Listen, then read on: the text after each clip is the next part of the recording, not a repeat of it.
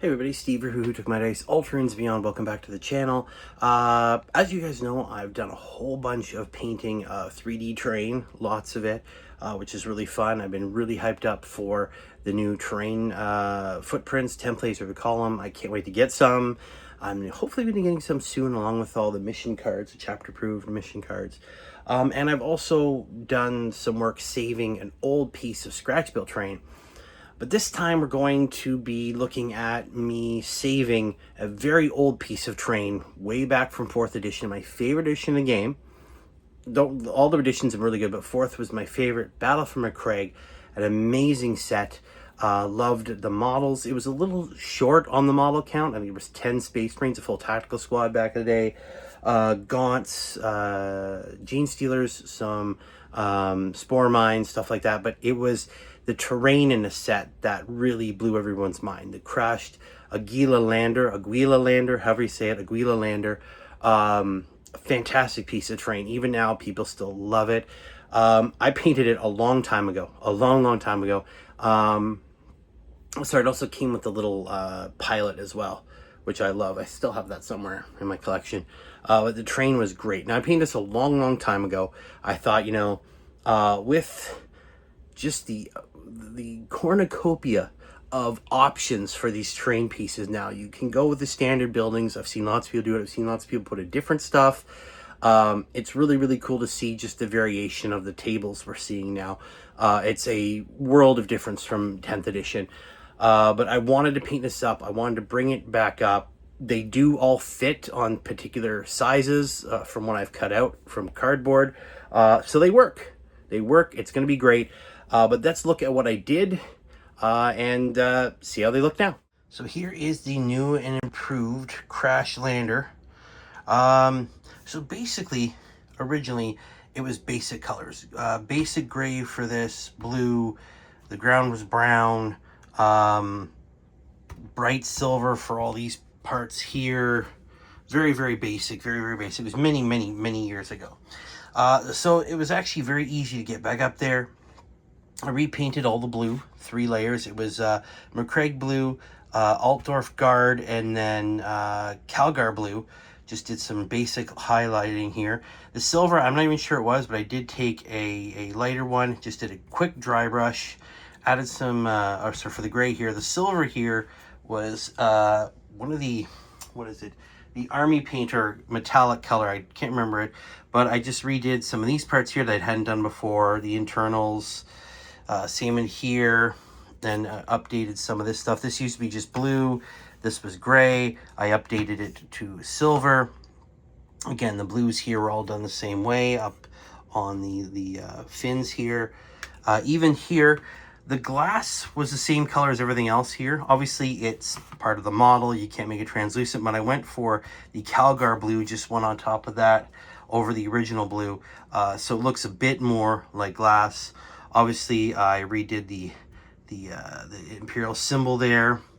Again, for all the metal afterwards, it was Agrax Earthshade and then a dry brush of that same light metallic color to kind of give it, to kind of brighten it up a little bit, but also show that it's still dirty and starting to rust.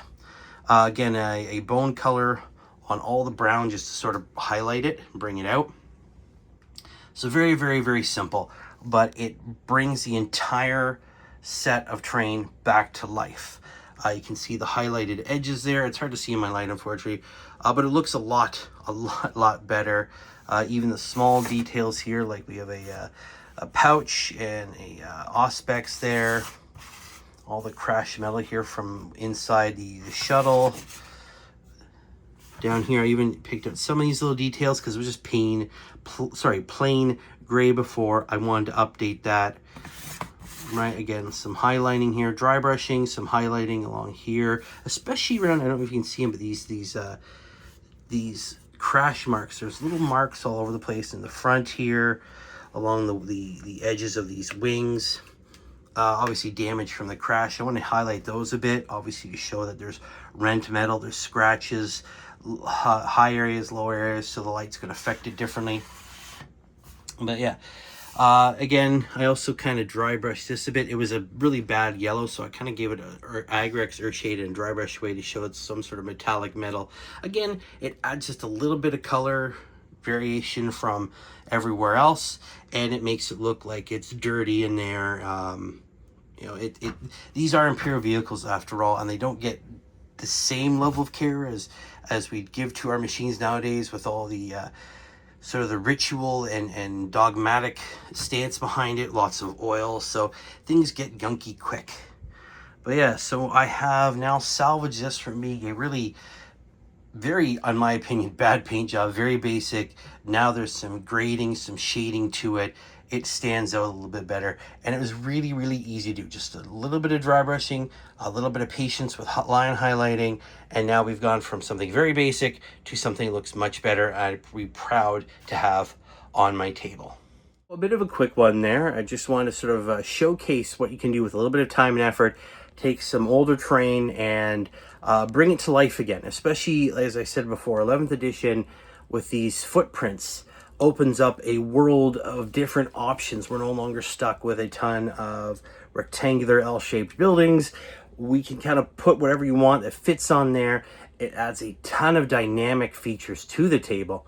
I've seen everything from buildings to forest to ruins to whatever. Lots of cool stuff. I think it's gonna. I haven't played a game of 11th yet. I'm hoping to very soon. But from everything I've seen, all the battle reports, it looks like it's made the games a lot more fun, a lot more interesting. And I love adding stuff like that to a table that is a bit different, because I always love having a table that tells a story.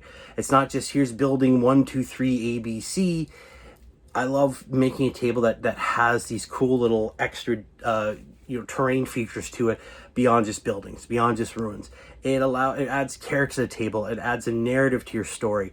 Why is there this crash shell? Is that one of your objectives? Is that where you're getting to it? I mean, that's what I loved about 4th edition when they put it out. It wasn't just here's some Space Marines, here's some NIDs, go for it. The mission book actually broke down everything. You started just with your pilot, then added half of the tactical squad, then the other half, and it added in the Gaunts and then the Gene Stealers, and it went beyond just the starter set. They actually put stuff in the White Dwarf and online on their website way back in the day again, which added things like Biovore and Tyranid Warriors for the Tyranids, obviously, and a Space Marine Captain and Dreadnought for the Space Marines, and then added everything in, so you had basically 2 very small armies, but you could fight the epic battles from, the Battle from McCrae. Well, guys, I hope you enjoyed this. I hope it inspires you to pull out old terrain, give it another shot, give it a bit more life, and experiment with these new footprints, because I think they're going to be amazing. From what I've seen, they already are. As always, guys, thank you very much for watching. Like and subscribe if you haven't. Have fun with that. And as always, I'll see you guys in the next video. Bye. And keep rolling those dice.